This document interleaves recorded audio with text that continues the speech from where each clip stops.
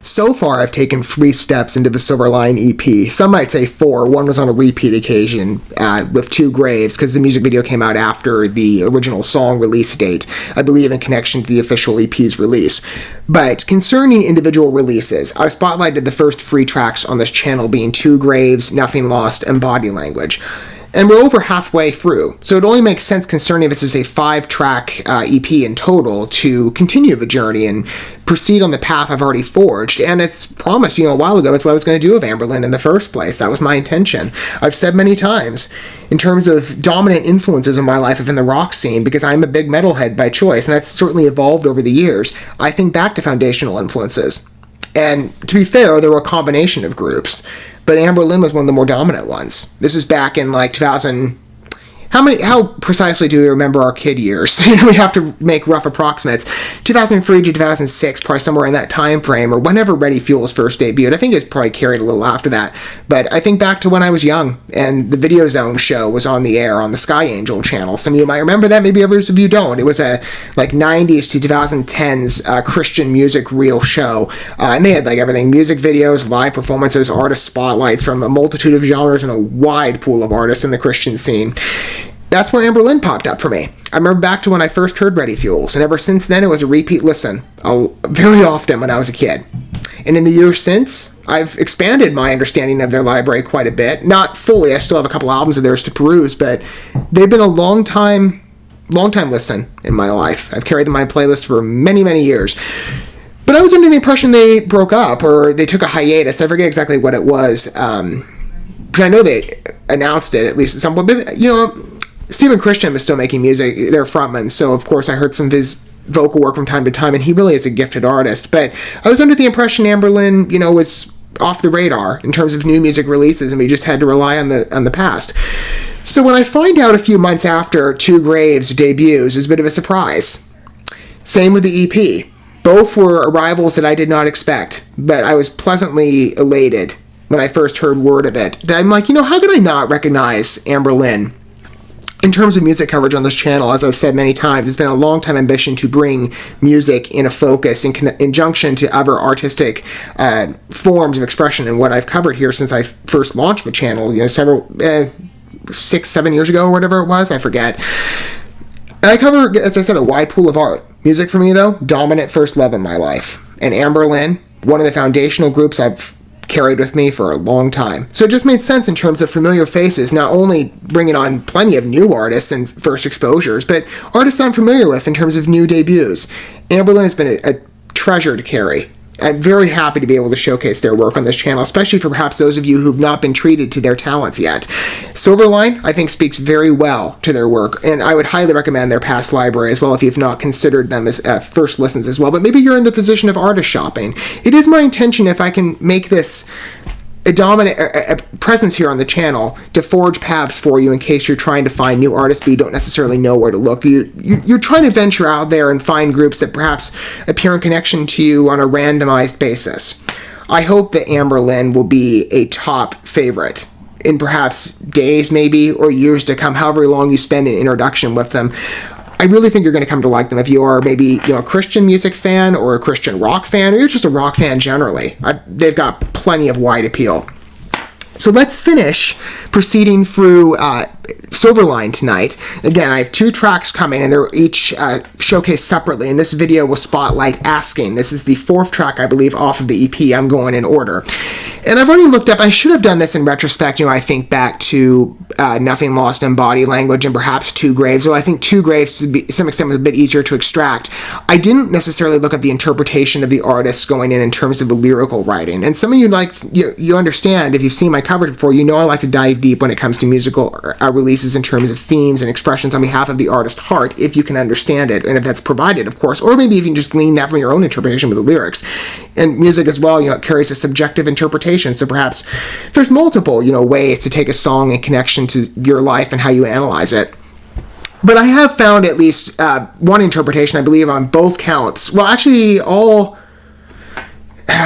the categories here, right? Body language, circles, and asking, all three of which I found a background on through the Songtell website. I'm going to be referring to that in terms of the interpretation and the discussion on this song, but I'm really curious of it. I haven't looked at the lyrics in detail, but the meaning is very interesting. And think as we're going through it, if you're interested in perhaps analyzing that, personal struggle, with a very interesting perspective in terms of writing on behalf of narrator and narrator's envisioned presence. I'm really curious to engage with this work, and Silverline thus far has been a bit of a mix in terms of tonal music genre, so I'm curious to hear where Asking goes. Is it going to go on the more ballad side, the more melodic path, or is it going to kind of go more so into Ready Fuels, feel-good drag, rock territory? We'll see. Either way, first introduction, let's enjoy this together. Perhaps for some of you, you're longtime ANBERLIN fans. Maybe you've already heard this track and you can speak to its credits. Others, this might be a first introduction for you. Let's engage with it together and enjoy it for ourselves. I'm going to go ahead and cue up the song, and if you're not familiar with how I format my coverage, as I said, I like to not only have lyrical discussion, but I also provide those for you in the lyrics in the video, so you don't have to go and pull it up yourself. They'll be available in the video feed as we track for the song and the transition with it. Okay. Here we go. If you'd like to read along with the narrative, and again, we'll talk about it in greater detail, and I'm going to read it for myself as we proceed through, but I'm curious to engage with it. Let's consult Asking.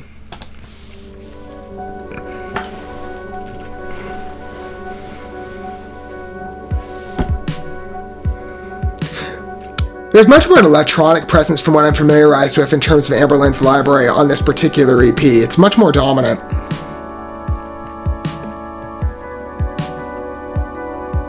Real retro vibe, too. And this is coming off of Body Language. Both have that similar path to them in sound. It feels aged pleasurably. I'm going to say like an 80s to 90s vibe here. Where do all the demons go when they're not inside your head? What was there in your youth that you've left unsaid?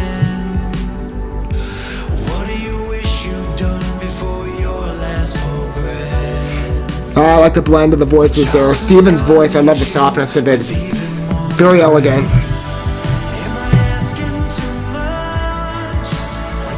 It's a great balance here with the theme of the piece.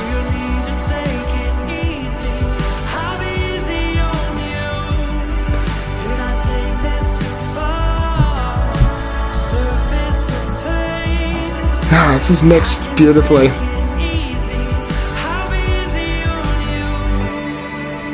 Steady flow. This is probably the softest track thus far. Okay, we're emphasizing it a bit more. Nice.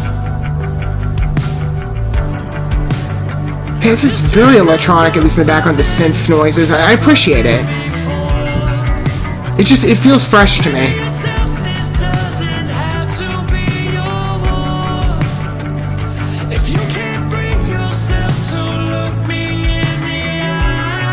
That's a nice carry.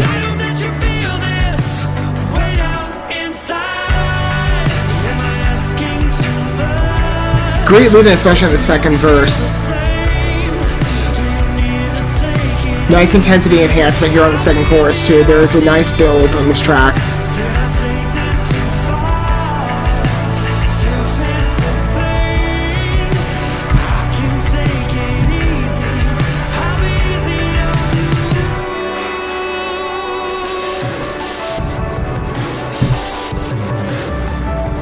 I like that sound a lot.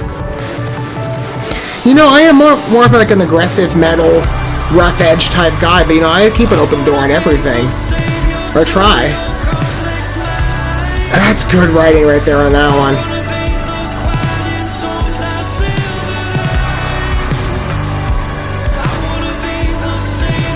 Yeah, the repeat. Wonderful. Great idea. That line is just so good, and there's so many passages here that are fabulous in this piece.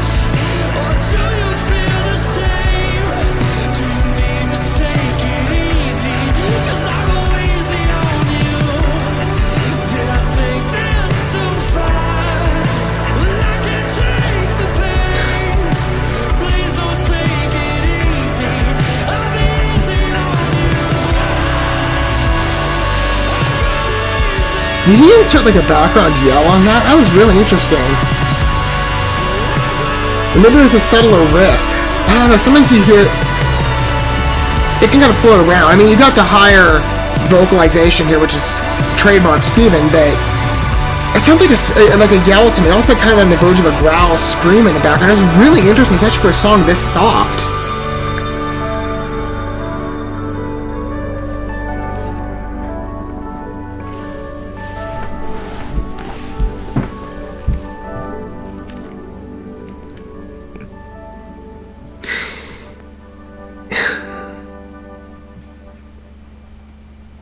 You know, it really impresses me when you listen to songs, especially when you have your first presumptions of what your preferred genres are.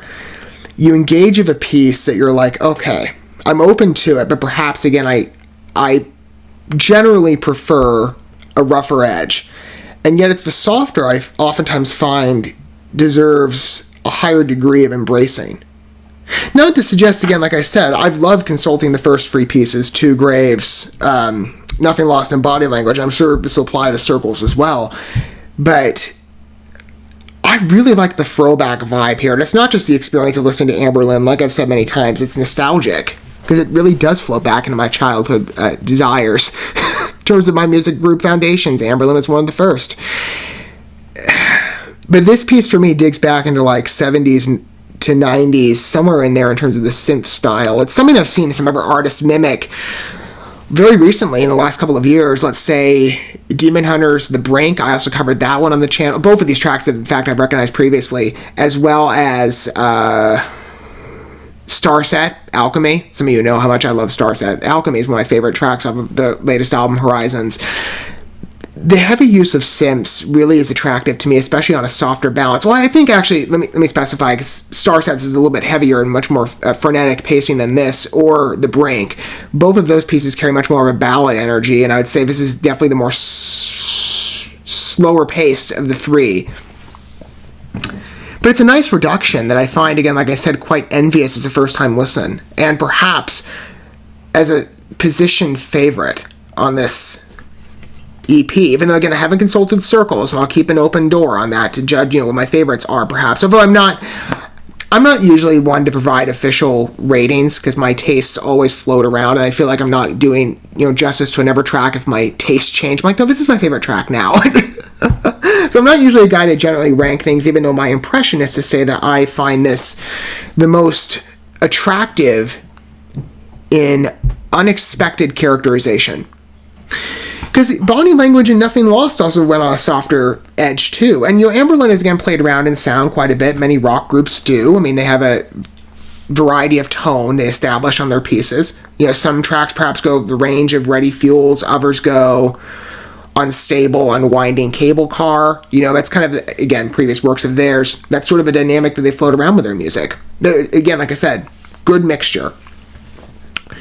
The writing on this piece, though, is very strong. So like I said, the interpretation I'm going by specify this is about personal struggle with the uniqueness, and I'm going to actually just pull a line here. The protagonist, so the narrator in this piece, I found this so interesting, is inquiring about the other person's inner struggles. So there's two people, right? There's the speaker, and then there's the person that they're looking over, asking difficult questions and seeking to understand what it is they're going through and how to support them. We've all, entered seasons of life, perhaps, where we're dealing with something and maybe we've got people around us trying to connect in some way, whether it's maybe on a like-minded basis of faith or it's some other temporal world, established need that anybody in society would look at you and say, how can I help, right? People, you don't necessarily have to be somebody within, or looking on with Christian eyes to see somebody in need and want to help. I mean, that desire, I think, is resonant with a lot of us, if not everybody. Still, as long as we have the compassionate heart and willingness to provide help if we're able to. The way that the song asks these questions, I find quite interesting. Like, there's a couple of lines that seem familiar to me, especially on songs that take a more therapeutic approach, which music can generally. Where do all the demons go when they're not inside your head? Demons is oftentimes a utilized not collaboration, what's the word I'm looking for? It's a characterization of tribulation internally. It's something I've oftentimes heard, especially in the rock scene. It's a word that a lot of groups play with in terms of symbolism or metaphor. What childhood scar leaves you with even more regret? Like, I like these questions it poses because they're very resonant. Basically the entire first, I like the way this is structured as well, with the entire first verse is like staging all the questions, and then the chorus also backs up with the answering happening in the verse. It's a great segue. I like that path. Established vision nicely. This tears us closer than we've ever been before. Surrender yourself. This doesn't have to be your war. Where is the one line that got me? I think it was towards the end. In the bridge. I want to be the savior to your complex mind. I've not heard it expressed that way, but I just like the way that it just sounded with the tune and how they staged it. With the piece, it just beautifully transitioned, especially going from one chorus to the other.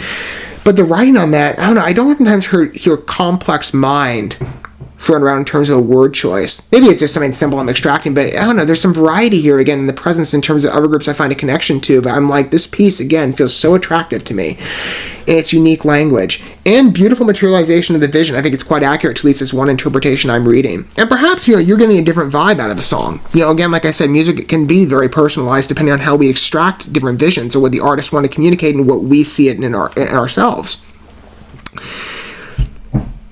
I really find this to be quite a cathartic song. It's easy to understand and track along with, I think, on a universal perspective.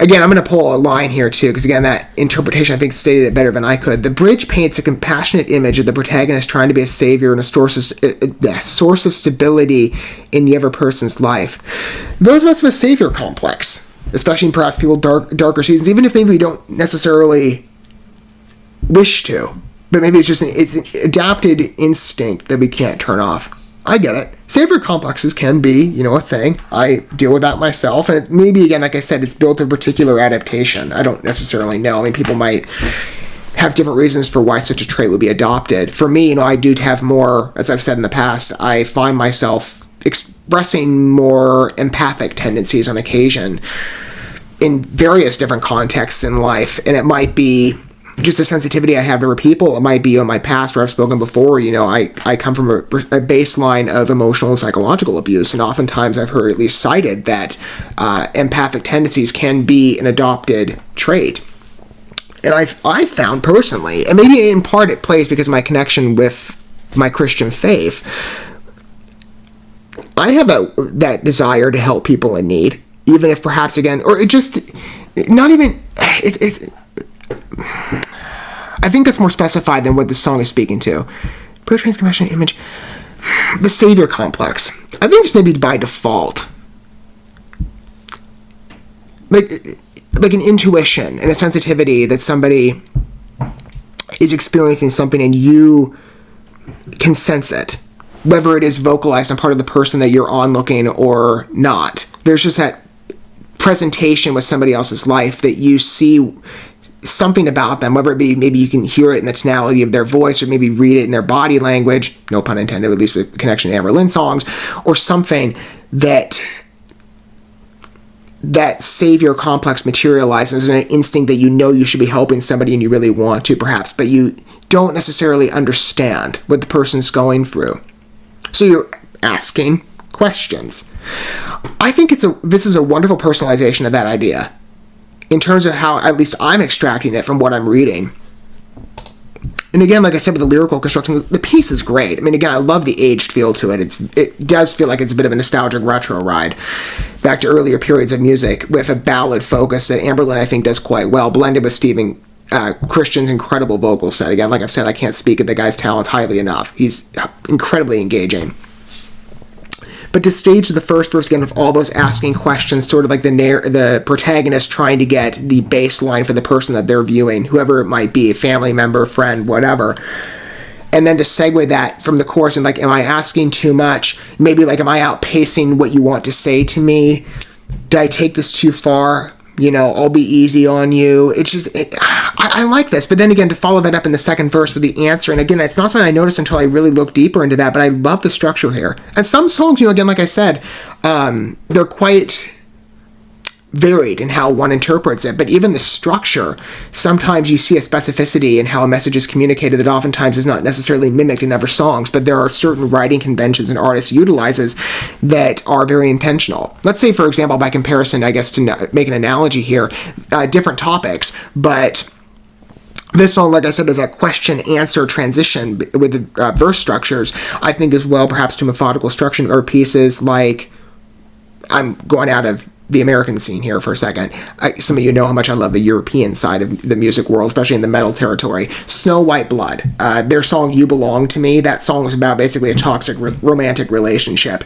And the structure to that piece, methodical. You have it was a collaboration from their front lady, Uli Perhonen, and I forget the other artist. The roles of the song were registered to her playing the abuse victim, or I'm assuming like abuse victim, but like the victim of the situation and the hopeful visionary for a better tomorrow in the relationship versus the manipulative party and the one who seems more narcissistic in their ambitions of what they want the relationship to be. So again, you've got the holistic, hopeful visionary versus the relationship tumor, let's just put it that way.